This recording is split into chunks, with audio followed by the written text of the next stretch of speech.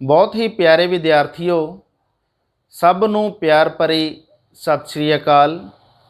ਮੇਰਾ ਨਾਮ ਲਾਲਚੰਦ, ਪੰਜਾਬੀ ਮਾਸਟਰ, ਸਰਕਾਰੀ ਸੀਨੀਅਰ ਸੈਕੰਡਰੀ ਸਕੂਲ ਰਾਜਪੁਰਾ, ਜ਼ਿਲ੍ਹਾ ਫਾਜ਼ਿਲਕਾ।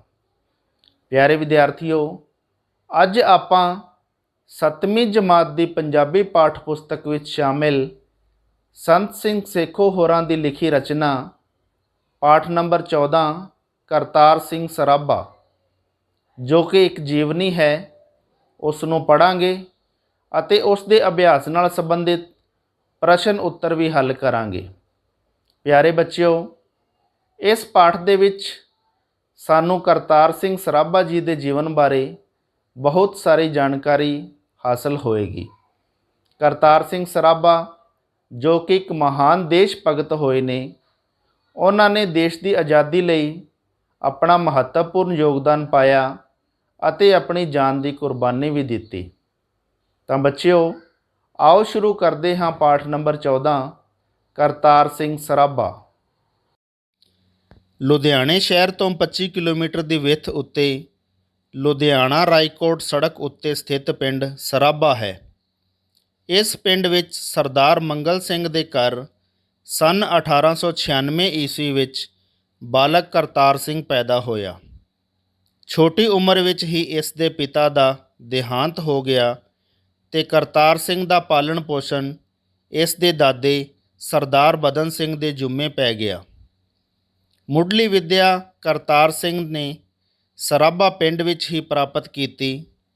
ਮਾਲਵਾ ਖਾਲਸਾ ਹਾਈ ਸਕੂਲ ਲੁਧਿਆਣਾ ਤੋਂ 8ਵੀਂ ਤੇ 1910 ਈਸਵੀ ਵਿੱਚ ਮਿਸ਼ਨ ਹਾਈ ਸਕੂਲ ਤੋਂ 10ਵੀਂ ਪਾਸ ਕੀਤੀ।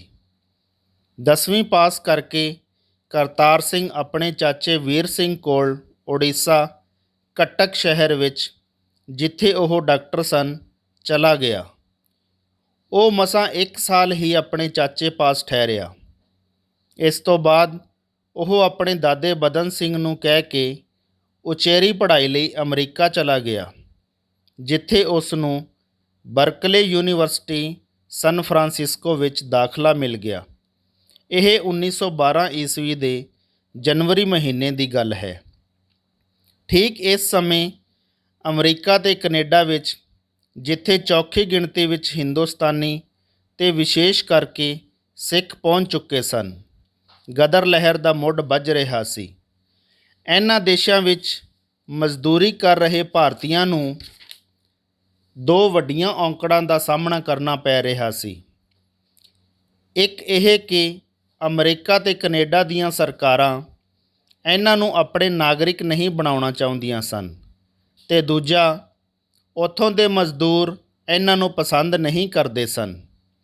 ਇਸ ਦਾ ਵੱਡਾ ਕਾਰਨ ਇਹ ਸੀ ਕਿ ਇਹ ਲੋਕ ਉੱਥੋਂ ਦੀਆਂ ਮਜ਼ਦੂਰ ਜਥੇਬੰਦੀਆਂ ਵਿੱਚ ਨਾ ਹੋਣ ਕਰਕੇ ਤੇ ਆਪਣੀ ਗਰੀਬੀ ਕਰਕੇ ਉਹਨਾਂ ਦੀਆਂ ਹੜਤਾਲਾਂ ਸਮੇਂ ਘੱਟ ਮਜ਼ਦੂਰੀ ਲੈ ਕੇ ਉਹਨਾਂ ਦੀ ਥਾਂ ਕੰਮ ਉੱਤੇ ਲੱਗ ਜਾਂਦੇ ਸਨ। ਦੂਜੀ ਔਕੜ ਤਾਂ ਇਹ ਲੋਕ ਸਹਿਣ ਕਰ ਲੈਂਦੇ ਜੇ ਉੱਥੋਂ ਦੀਆਂ ਸਰਕਾਰਾਂ ਇਹਨਾਂ ਨੂੰ ਉੱਥੋਂ ਦੇ ਨਾਗਰਿਕ ਬਣਾਉਣਾ ਮੰਨ ਲੈਂਦੀਆਂ।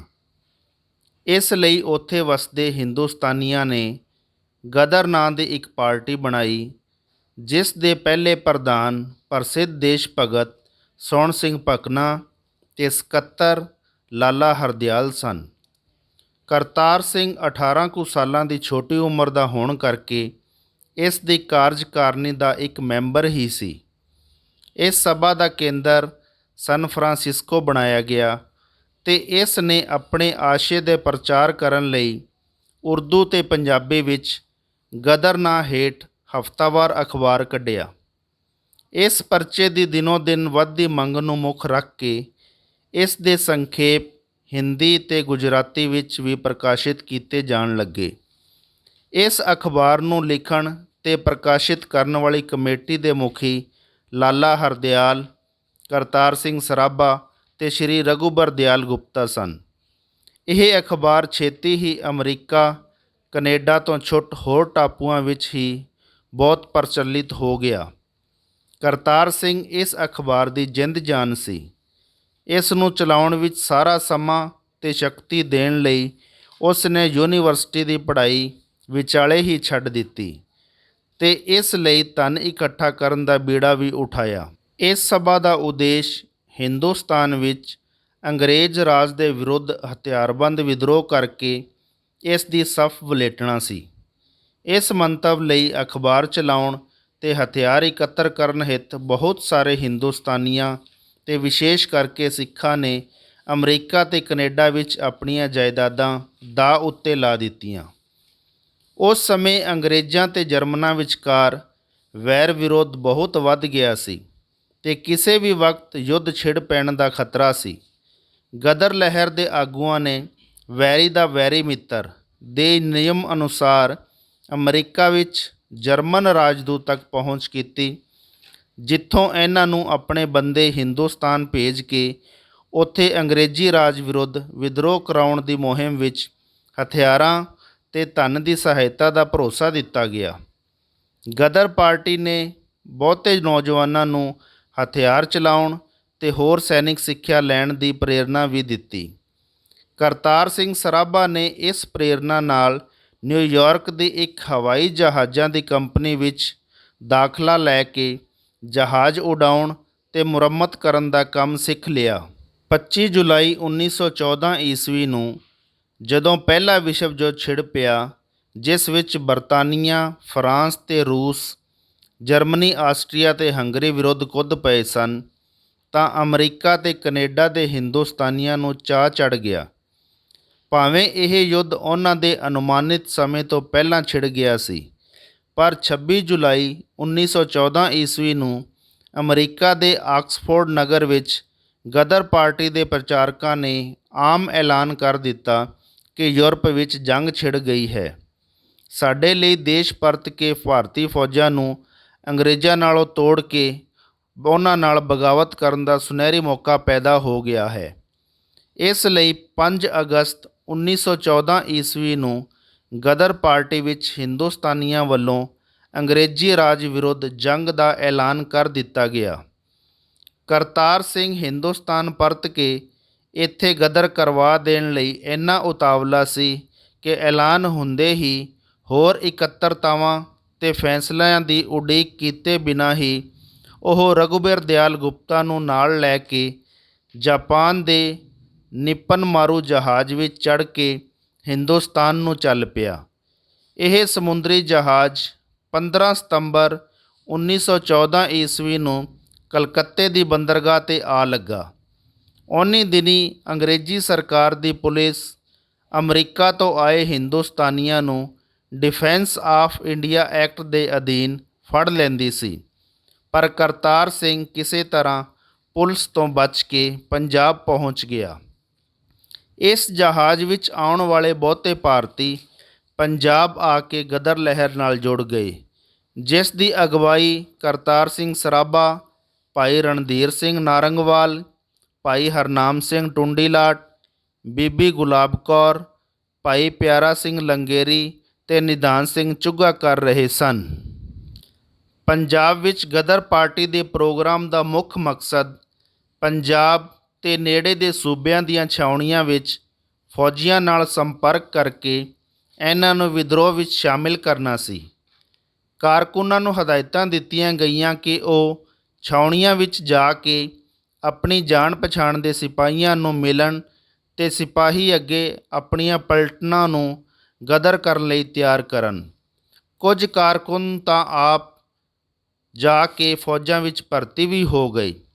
ਲਾਹੌਰ ਅਤੇ ਫਿਰੋਜ਼ਪੁਰ ਦੀਆਂ ਛਾਉਣੀਆਂ ਵਿੱਚ ਕੁਝ ਪਲਟਨਾਂ ਗਦਰ ਕਰਨ ਲਈ ਤਿਆਰ ਵੀ ਹੋ ਗਈਆਂ। ਕਰਤਾਰ ਸਿੰਘ ਦੇ ਉਦਮ ਨਾਲ ਗਦਰ ਪਾਰਟੀ ਦਾ ਸੰਬੰਧ ਬੰਗਾਲ ਦੇ ਇਨਕਲਾਬੀਆਂ ਨਾਲ ਜੋੜਿਆ ਗਿਆ ਤੇ ਪ੍ਰਸਿੱਧ ਇਨਕਲਾਬੀ ਰਾਸ ਬਿਹਾਰੀ ਬੋਸ ਤਾਂ, ਜਿਸ ਨੇ 1911 ਈਸਵੀ ਵਿੱਚ ਵਾਇਸਰਾਏ ਲਾਰਡ ਹਾਰਡਿੰਗ ਉੱਤੇ ਬੰਬ ਸੁੱਟਿਆ ਸੀ, ਲਾਹੌਰ ਪਾਰਟੀ ਦੇ ਮੁੱਖ ਕੇਂਦਰ ਵਿੱਚ ਆ ਗਿਆ। ਇਸ ਤਰ੍ਹਾਂ ਤਿਆਰੀਆਂ ਕਰਕੇ 21 ਫਰਵਰੀ 1915 ਈਸਵੀ ਦਾ ਦਿਨ ਮੀਆਂ ਮੀਰ ਤੇ ਫਿਰੋਜ਼ਪੁਰ ਛਾਉਣੀਆਂ ਦੇ ਮੈਗਜ਼ੀਨਾਂ ਉੱਤੇ ਹਮਲਾ ਕਰਨ ਲਈ ਮਿੱਥਿਆ ਗਿਆ, ਪਰ ਇਸ ਵੇਲੇ ਤੱਕ ਇਸ ਦੇ ਕੇਂਦਰ ਵਿੱਚ ਇੱਕ ਮੁਖਬਰ ਕਿਰਪਾਲ ਸਿੰਘ ਵੀ ਵੜ ਗਿਆ ਸੀ, ਜੋ ਕੇਂਦਰ ਦੇ ਕੰਮ ਤੇ ਸਲਾਹਾਂ ਦੀਆਂ ਖਬਰਾਂ ਖੂਫੀਆ ਪੁਲਿਸ ਨੂੰ ਪਹੁੰਚਾਉਂਦਾ ਸੀ। ਉਸ ਨੇ ਇਸ ਤਾਰੀਖ ਦੀ ਸੂਹ ਖੂਫੀਆ ਪੁਲਿਸ ਨੂੰ ਦੇ ਦਿੱਤੀ। ਉਧਰ ਪਾਰਟੀ ਦੇ ਕੇਂਦਰ ਨੂੰ ਵੀ ਇਸ ਸੂਹ ਦਾ ਪਤਾ ਲੱਗ ਗਿਆ ਤੇ ਇਹ ਤਾਰੀਖ ਅੱਗੇ ਪਾ ਦਿੱਤੀ ਗਈ। ਨਵੀਂ ਮਿੱਥੀ ਤਾਰੀਖ ਨੂੰ ਰਾਤ ਦੇ 9 ਵਜੇ ਕਰਤਾਰ ਸਿੰਘ ਸਰਾਭਾ ਦੀ ਕਮਾਨ ਹੇਠ ਕੁਝ ਗਦਰੀ ਤੇ ਭਾਈ ਰਣਧੀਰ ਸਿੰਘ ਦੇ ਜੱਥੇ ਦੇ 50-60 ਆਦਮੀ ਫਿਰੋਜ਼ਪੁਰ ਛਾਉਣੀ ਤੋਂ ਗੱਡੀ ਤੋਂ ਉਤਰ ਕੇ ਢੋਲਕੀ ਤੇ ਹਾਰਮੋਨੀਅਮ ਲੈ ਕੇ ਡਿਪੂ ਵੱਲ ਨੂੰ ਤੁਰ ਪਏ। ਉਹਨਾਂ ਨੇ ਕਿਰਪਾਲ ਸਿੰਘ ਸਿਪਾਹੀ ਨੂੰ, ਜਿਸ ਨੂੰ ਕਿ ਪਹਿਲਾਂ ਫੌਜ ਵਿੱਚੋਂ ਕੱਢ ਦਿੱਤਾ ਗਿਆ ਸੀ, ਬਾਰਕਾਂ ਵਿੱਚ ਭੇਜਿਆ, ਜਿੱਥੇ ਉਸ ਨੂੰ ਗ੍ਰਿਫਤਾਰ ਕਰ ਲਿਆ ਗਿਆ ਤੇ ਛਾਉਣੀ ਵਿੱਚੋਂ ਖਬਰ ਨਾ ਆਈ। ਗਦਰੀ ਸੂਰਮੇ ਸਾਰੀ ਰਾਤ ਉਡੀਕ ਕਰਕੇ ਮੁੜ ਗਏ। ਕਰਤਾਰ ਸਿੰਘ ਸਰਾਭਾ, ਹਰਨਾਮ ਸਿੰਘ ਟੁੰਡੀਲਾਟ ਤੇ ਜਗਤ ਸਿੰਘ ਸੁਰਸਿੰਘੀਆ ਰਾਤ ਨੂੰ ਗੱਡੀ ਚੜ੍ਹ ਕੇ ਲਾਇਲਪੁਰ ਚਲੇ ਗਏ। ਫਿਰ ਪੇਸ਼ਾਵਰ ਤੋਂ ਹੁੰਦੇ ਹੋਏ ਸਰਹੱਦੀ ਸਥਾਨ ਮਿਚਨੀ ਪਹੁੰਚ ਗਏ। ਉੱਥੇ ਜਾ ਕੇ ਉਹਨਾਂ ਨੂੰ ਪਤਾ ਲੱਗਾ ਕਿ ਲਾਹੌਰ ਤੋਂ ਨਸੇ ਕੁਝ ਮੁਸਲਮਾਨ ਵਿਦਿਆਰਥੀਆਂ ਨੂੰ ਕਾਬਲ ਦੀ ਹਕੂਮਤ ਨੇ ਕੈਦ ਕਰ ਲਿਆ ਹੈ। ਇਸ ਖਬਰ ਨਾਲ ਉਹਨਾਂ ਨੂੰ ਆਸ ਮੁਤਾਬਕ ਸਰਹੱਦ ਤੋਂ ਹੋਣ ਵਾਲੀ ਸਫਲਤਾ ਦੀ ਕੋਈ ਉਮੀਦ ਨਾ ਰਹੀ। ਕਈ ਗਦਰੀ ਹੌਸਲਾ ਛੱਡ ਗਏ।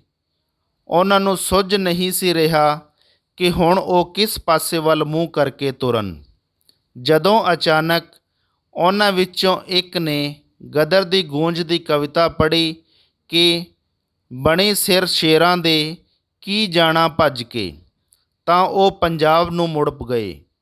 2 ਮਾਰਚ ਨੂੰ ਉਹ ਸਰਗੋਧੇ ਦੀ ਬਾਰ ਦੇ ਚੱਕ ਨੰਬਰ 5 ਵਿੱਚ ਜਗਤ ਸਿੰਘ ਦੀ ਜਾਣ ਪਛਾਣ ਵਾਲੇ ਰਾਜਿੰਦਰ ਸਿੰਘ ਪੈਨਸ਼ਨੀਏ ਸਿਪਾਹੀ ਕੋਲ ਆ ਗਏ।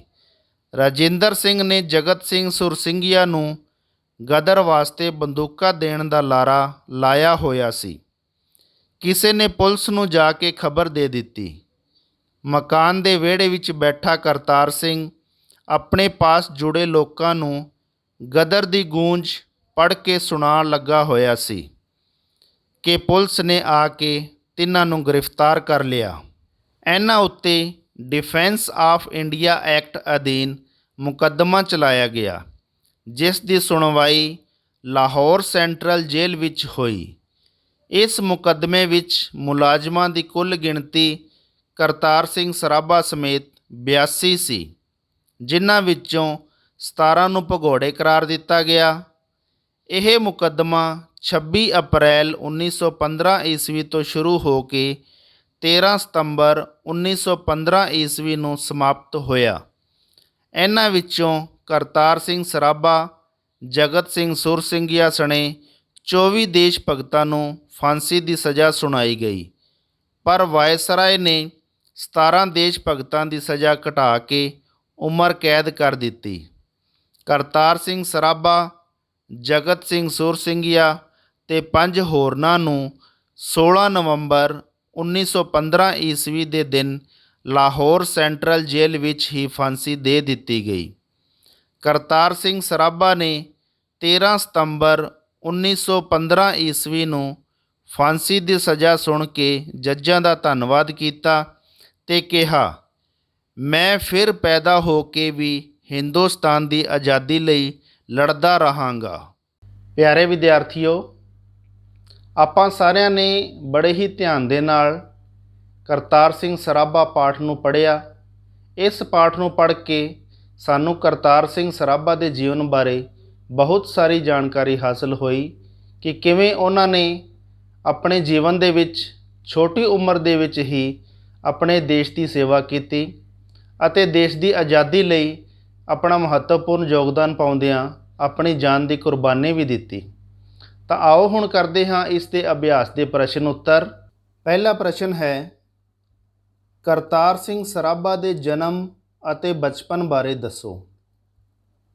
ਇਸ ਦਾ ਉੱਤਰ, ਲੁਧਿਆਣੇ ਸ਼ਹਿਰ ਤੋਂ 25 ਕਿਲੋਮੀਟਰ ਦੀ ਵਿੱਥ ਉੱਤੇ ਰਾਏਕੋਟ ਸੜਕ ਉੱਤੇ ਸਥਿਤ ਪਿੰਡ ਸਰਾਭਾ ਹੈ। ਇਸ ਪਿੰਡ ਵਿੱਚ ਸਰਦਾਰ ਮੰਗਲ ਸਿੰਘ ਦੇ ਘਰ ਸੰਨ 1896 ਈਸਵੀ ਵਿੱਚ ਬਾਲਕ ਕਰਤਾਰ ਸਿੰਘ ਪੈਦਾ ਹੋਇਆ। ਛੋਟੀ ਉਮਰ ਵਿੱਚ ਹੀ ਇਸ ਦੇ ਪਿਤਾ ਦਾ ਦੇਹਾਂਤ ਹੋ ਗਿਆ ਤੇ ਕਰਤਾਰ ਸਿੰਘ ਦਾ ਪਾਲਣ ਪੋਸ਼ਣ ਇਸ ਦੇ ਦਾਦੇ ਸਰਦਾਰ ਬਦਨ ਸਿੰਘ ਦੇ ਜ਼ਿੰਮੇ ਪੈ ਗਿਆ। ਦੂਸਰਾ ਪ੍ਰਸ਼ਨ ਹੈ, ਕਰਤਾਰ ਸਿੰਘ ਸਰਾਭਾ ਨੇ ਕਿੱਥੋਂ ਕਿੱਥੋਂ ਵਿੱਦਿਆ ਹਾਸਲ ਕੀਤੀ? ਤਾਂ ਵਿਦਿਆਰਥੀਓ, ਇਸ ਦਾ ਉੱਤਰ ਹੈ ਮੁੱਢਲੀ ਵਿੱਦਿਆ ਕਰਤਾਰ ਸਿੰਘ ਨੇ ਆਪਣੇ ਪਿੰਡ ਸਰਾਭਾ ਤੋਂ ਹੀ ਪ੍ਰਾਪਤ ਕੀਤੀ। ਮਾਲਵਾ ਖਾਲਸਾ ਹਾਈ ਸਕੂਲ ਲੁਧਿਆਣਾ ਤੋਂ 8ਵੀਂ ਤੇ 1910 ਈਸਵੀ ਵਿੱਚ ਮਿਸ਼ਨ ਹਾਈ ਸਕੂਲ ਤੋਂ 10ਵੀਂ ਪਾਸ ਕੀਤੀ। 10ਵੀਂ ਪਾਸ ਕਰਕੇ ਕਰਤਾਰ ਸਿੰਘ ਆਪਣੇ ਚਾਚੇ ਵੀਰ ਸਿੰਘ ਕੋਲ ਉੜੀਸਾ ਕਟਕ ਸ਼ਹਿਰ ਵਿੱਚ, ਜਿੱਥੇ ਉਹ ਡਾਕਟਰ ਸਨ, ਚਲਾ ਗਿਆ। ਉਹ ਮਸਾਂ 1 ਸਾਲ ਆਪਣੇ ਚਾਚੇ ਪਾਸ ਠਹਿਰਿਆ। ਇਸ ਤੋਂ ਬਾਅਦ ਉਹ ਆਪਣੇ ਦਾਦੇ ਬਦਨ ਸਿੰਘ ਨੂੰ ਕਹਿ ਕੇ ਉਚੇਰੀ ਪੜ੍ਹਾਈ ਲਈ ਅਮਰੀਕਾ ਚਲਾ ਗਿਆ, ਜਿੱਥੇ ਉਸ ਨੂੰ ਬਰਕਲੇ ਯੂਨੀਵਰਸਿਟੀ ਫਰਾਂਸਿਸਕੋ ਵਿੱਚ ਦਾਖਲਾ ਮਿਲ ਗਿਆ। ਤੀਸਰਾ ਪ੍ਰਸ਼ਨ ਹੈ ਵਿਦਿਆਰਥੀਓ, ਅਮਰੀਕਾ ਵਿੱਚ ਵਸਦੇ ਹਿੰਦੁਸਤਾਨੀਆਂ ਨੂੰ ਕਿਹੜੀਆਂ-ਕਿਹੜੀਆਂ ਔਕੜਾਂ ਦਾ ਸਾਹਮਣਾ ਕਰਨਾ ਪਿਆ? ਉੱਤਰ ਲਿਖਾਂਗੇ, ਅਮਰੀਕਾ ਅਤੇ ਕੈਨੇਡਾ ਦੇਸ਼ਾਂ ਵਿੱਚ ਮਜ਼ਦੂਰੀ ਕਰ ਰਹੇ ਭਾਰਤੀਆਂ ਨੂੰ 2 ਵੱਡੀਆਂ ਔਕੜਾਂ ਦਾ ਸਾਹਮਣਾ ਕਰਨਾ ਪੈ ਰਿਹਾ ਸੀ। ਇੱਕ ਇਹ ਕਿ ਅਮਰੀਕਾ ਤੇ ਕੈਨੇਡਾ ਦੀਆਂ ਸਰਕਾਰਾਂ ਇਹਨਾਂ ਨੂੰ ਆਪਣੇ ਨਾਗਰਿਕ ਨਹੀਂ ਬਣਾਉਣਾ ਚਾਹੁੰਦੀਆਂ ਸਨ, ਤੇ ਦੂਜਾ, ਉੱਥੋਂ ਦੇ ਮਜ਼ਦੂਰ ਇਹਨਾਂ ਨੂੰ ਪਸੰਦ ਨਹੀਂ ਕਰਦੇ ਸਨ।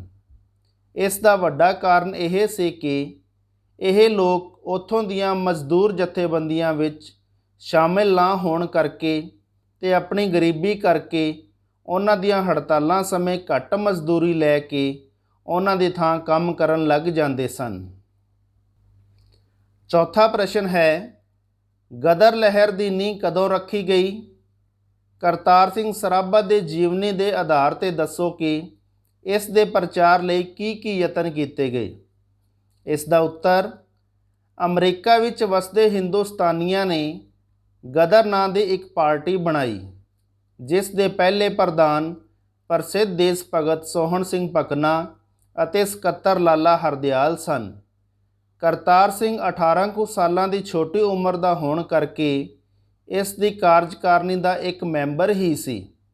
ਇਹ ਸਭਾ ਦਾ ਕੇਂਦਰ ਸਨ ਫਰਾਂਸਿਸਕੋ ਬਣਾਇਆ ਗਿਆ ਤੇ ਇਸ ਨੇ ਆਪਣੇ ਆਸ਼ੇ ਦਾ ਪ੍ਰਚਾਰ ਕਰਨ ਲਈ ਉਰਦੂ ਤੇ ਪੰਜਾਬੀ ਵਿੱਚ ਗਦਰ ਨਾਮ ਹੇਠ ਹਫ਼ਤਾਵਾਰ ਅਖਬਾਰ ਕੱਢਿਆ।